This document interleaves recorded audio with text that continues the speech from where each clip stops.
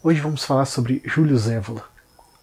Quem foi Júlio Evola? É difícil descrever o que ele era. Ele era ocultista, filósofo político, teve relações próximas com o governo fascista da Itália. Ele era do início do século XX, na Itália, onde ainda havia um movimento reacionário muito grande, uma certa esperança de uma volta de períodos anteriores à Revolução Francesa, por exemplo, de uma era ainda onde havia uma certa nobreza. O próprio Evola, ele era de descendência nobre, de uma família nobre que já tinha, isso já não tinha um significado tão grande mais na época. E para falar do pensamento de Júlio Evola, acho que é necessário um pequeno glossário, porque ele não utilizava a linguagem que normalmente vemos em livros de filosofia. Ele usava uma linguagem ocultista. Ele era um ocultista, um artista. E, por exemplo, quando ele fala uma diferença entre o que é celestial e o que é quitônico. Quitônico tem a ver com terrestre, o que está no meio da Terra. O que é celestial, que ele é para cima, elevado, está muito relacionado ao intelecto, aos valores que ele considerava superiores, em oposição aos valores terrestres, que tem a ver com o inconsciente, a parte mais animal do ser humano. E ele faz essa oposição também, por exemplo, entre o solar e o lunar, da mesma forma, entre o masculino e o feminino, bem naquele estilo Tai Te Ching, o Yin Yang, e também sobre Apolíneo, Apolo, deus do sol, deus também da arte e do pensamento racional, em oposição a Dionísio, que é o deus do prazer, do vinho, dos desejos inconscientes, de certa forma. Ele acreditava que uma civilização deveria ser solar, com valores para cima, ou seja, valores que ele considerava masculino, positivos, e se afastar desse lado mais inconsciente do ser humano para buscar o que é superior. E o que é superior é o que é metafísico. Então ele apesar dele defender esse lado racional do ser humano, não é o racionalismo como a gente entende, o lado científico, nada disso. Ele achava que nenhum pensamento que não tivesse um fundo metafísico, nenhum pensamento que não fosse dessa forma, não valeria a pena. Ele criou um movimento político baseado na ideia de império. O império ideal, ele cita como exemplo, até porque ele era italiano e a Itália veio como uma descendente direta do Império Romano, de certa forma, o que restou. Ele cita como modelo político ideal, por exemplo, o modelo do Império Romano. Por quê? O Império Romano era quase que uma entidade metafísica, era venerado pelos habitantes, pelos soldados romanos. As pessoas lutavam em defesa do Império. O modelo ideal seria esse, e talvez não é evidente para todo mundo, a gente associa muito fascismo, poder do Estado, um poder opressor e tal.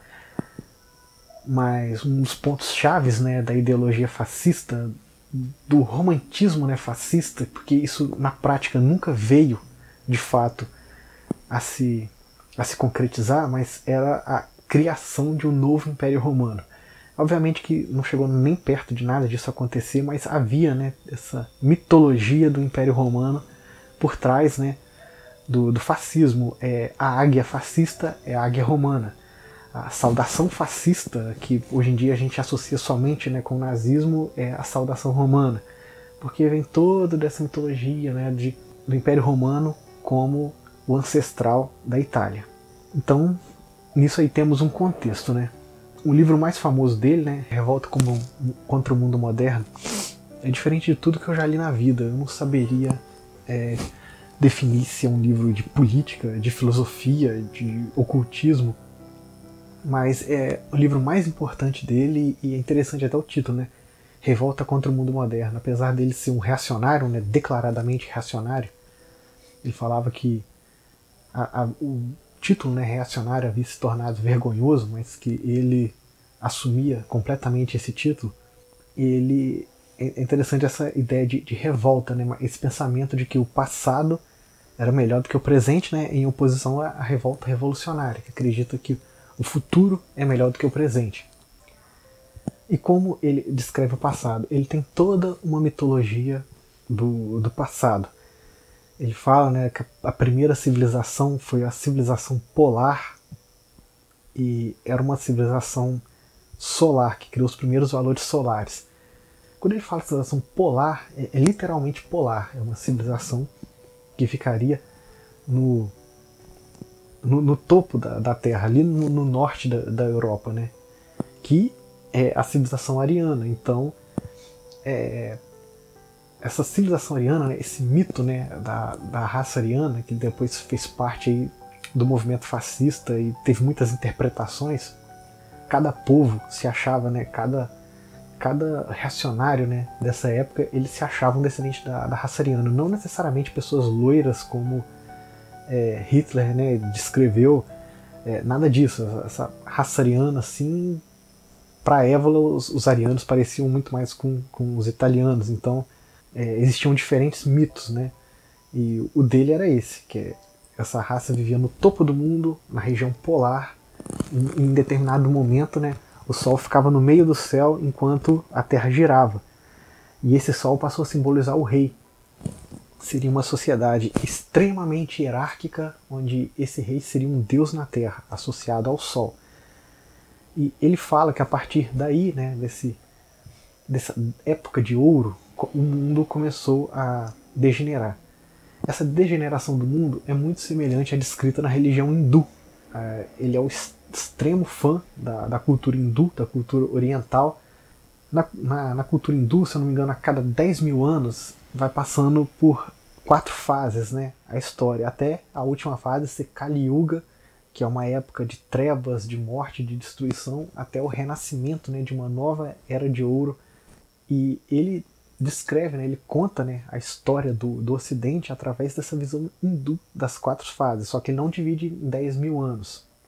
E não dá um número preciso. Ele cita, por exemplo, que civilizações diretamente ligadas a essa civilização solar, por exemplo, ele cita os egípcios. Porque essas civilizações solares, elas eram extremamente hierárquicas, o rei era um deus na Terra.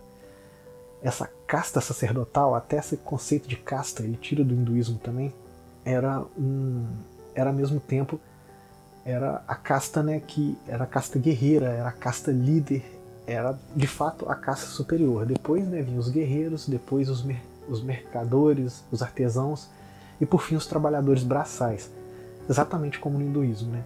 Havia nessas civilizações solares, do qual ele cita até civilizações míticas, né, como por exemplo Atlantis, que ninguém sabe se existiu de fato, mas essas civilizações foram se degenerando, essa casta sacerdotal foi perdendo o seu poder.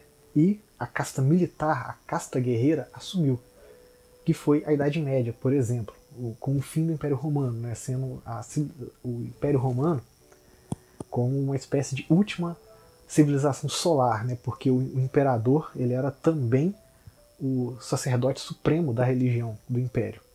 E, então, de certa forma, o imperador ainda fazia parte dessa casta sacerdotal. Quando surgiu a época dos reis, os reis bárbaros, né, que invadiram a Roma e assumiram o cristianismo para si mesmo, mas eles continuaram com seus costumes bárbaros, né, sua formação em forma de clã, né, aquela coisa de passar de pai para filho. Muito do que a gente chamaria hoje, né, de família cristã, na verdade, veio dos costumes desses povos bárbaros, que eram guerreiros, né? Aí a casta guerreira tomou primazia, que é o rei. Quando o sacerdote, né, ou o profeta, ou seja lá quem for, ele perde o poder máximo e passa a ver um rei. E o rei é um líder militar. A casta sacerdotal continua extremamente influente, né, como foi a igreja, né, na Idade Média. Mas quem de fato lidera a ação, a guerra, a política, é a casta guerreira, que eram os nobres, né, na Idade Média. Com o fim da Idade Média, essa casta guerreira ela foi perdendo o seu papel. Ela deixou de ser uma casta guerreira, ela foi se degenerando, né?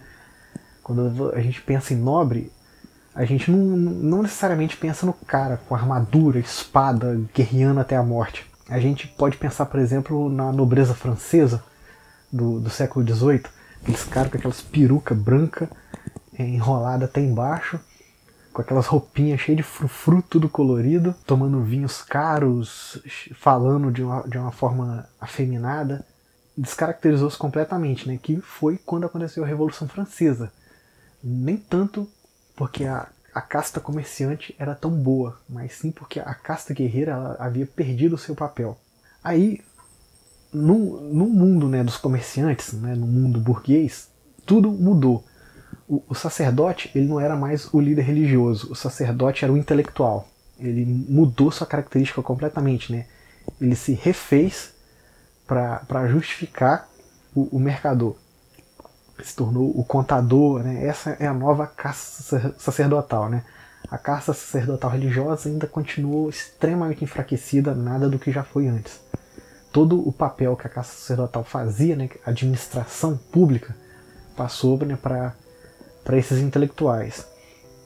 E o guerreiro ele se tornou um mercenário, né? Antes havia mercenários somente em situações extremas, né, onde o governo pagava, né, soldados para ele lutar junto com soldados de fato. Dentro, né, do mundo burguês havia apenas mercenários, né, que ele considerava, né, que os exércitos dos governos que recebem seu salário mensal, ele comparou esses soldados a mercenários. Por fim, viria, né, ele estava no início do século XX, Revolução Russa acontecendo, socialistas espalhados pela Europa, pelo mundo todo, e a quarta casta, né, a casta dos trabalhadores, essa seria a Kali Yuga, né, o ponto final. O mundo, né, ele acreditava que ele já estava, né, vivendo essa era de trevas, que seria a quarta e última parte do mundo. Ele então, dessa forma, ele conta, né, o que ele acreditava ser uma história da degeneração das sociedades humanas, né, de uma era de ouro, até ele dá infinitos exemplos, ele tenta, né, encaixar esse pensamento dele em diferentes civilizações, em evoluções de civilizações. É extremamente original, vale a pena ler, se não para concordar, pelo menos para admitir que realmente nada parecido jamais foi escrito antes e nem depois. É o cara mais diferente que eu já li. E nessa defesa, né, de valores metafísicos dele, ele vai bem longe. Por exemplo, um hábito que todo mundo concorda, né, que é abominável, por exemplo, as viúvas na cultura hindu se matavam quando o marido delas morria. Se elas não se matassem por vontade própria, na fogueira, na mesma fogueira que o marido estava queimando, elas muitas vezes eram forçadas a serem mortas lá, jogadas, né, nessa fogueira. E para ele, isso era um exemplo, né, da alta capacidade que os hindus tinham para assimilarem, né, valores metafísicos, né, esses valores que ele considerava elevados. Ele era um grande defensor do sistema de casta hindu. Ele era um grande, né, fã de Nietzsche, mais uma vez, porque Nietzsche, né, em sua defesa, né, das aristocracias, ele achava o pensamento de Nietzsche muito útil, só que ele discordava de Nietzsche, porque Nietzsche era totalmente contra, né, qualquer tipo de metafísica, não necessariamente contra, mas sem dúvida o pensamento de Nietzsche não ajudou nada, né, nesse sentido. E ele acreditava, né, que todos esses processos a gente não tinha controle nenhum sobre eles. Essa degeneração, né, das sociedades humanas era um processo necessário, porque a história era cíclica. Como é muito comum, né, os reacionários antigos pensarem, né, que a história vai por um ciclo, né, um ciclo de degeneração até que uma nova era de ouro surge. Muita gente já deve ter visto o meme lá, né, homens fortes fazem tempos bons fazem homens fracos fazem tempos ruins, e tempos ruins fazem homens fortes. Esse ciclo, né, da história, né, então ele achava que a gente não deveria resistir ao mundo moderno, apesar da revolta dele contra o mundo moderno. A gente deveria apenas sobreviver ao mundo moderno, não esquecendo da tradição, essa tradição com T maiúsculo, que é a tradição metafísica, né? Essa crença, né, num mundo superior, numa realidade superior. Se você simplesmente sobreviver a essa fase, né, que ele chamava de Idade das Trevas, ou Kali Yuga, uma nova fase de ouro irá surgir, e novamente, né, todos os valores solares, né, os valores apolíneos irão ressurgir novamente. E por incrível que pareça, apesar dele ser um grande crítico da modernidade, ele foi um poeta moderno, ele foi um poeta dadaísta, ele se acreditava da casta guerreira, apesar de nunca ter participado de nenhuma guerra. Durante o bombardeio da Itália pelas forças aliadas, ele estava andando a pé, sem se proteger.